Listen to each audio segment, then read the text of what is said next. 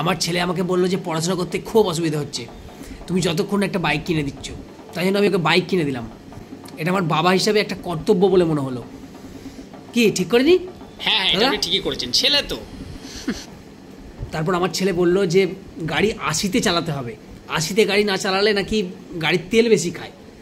সে কারণে আমি বললাম চালা, যা বাজার পড়েছে। কি বলেন দাদা? হ্যাঁ, সে তো আপনি ঠিকই করেছেন, কিন্তু 80-তে চালানো। আপনাকে জিজ্ঞাসা করছি, আপনি হ্যাঁ বলুন না। সব সময় সব কথা পেছন মেরে দেওয়া। তারপর আমার ছেলে বলল যে না, আমার বাবাটাকে মেরে দিতে হবে এবার, কারণ বাবার নামে একটা LIC আছে, বাবা মরে গেলে আমি টাকা পেয়ে যাবো। ও বললো আমাকে এই টাকা দিয়ে আমি একটা রয়্যাল এনফিল্ড কিনে নেবো, আমার এই বাইক পোষাচ্ছে না, দিয়ে 200-তে চালাবো, তার আগে বাপটাকে মারতে হবে। তারপর আমি বললাম যে না, ছেলে যেটা বলছে, ছেলের উন্নতির জন্য এটা আমাকে করতেই হবে, এটা আমার কাছে একটা কর্তব্য বলে মনে হলো। কি বলেন দাদা? আরে কি বলেন দাদা? আরে আপনি বলছি শুধু পারছেন না, তাহলে তাল দিতে জানে না। আরে এটা কি মানা যায়? আপনাকে মেরে ফেলবে।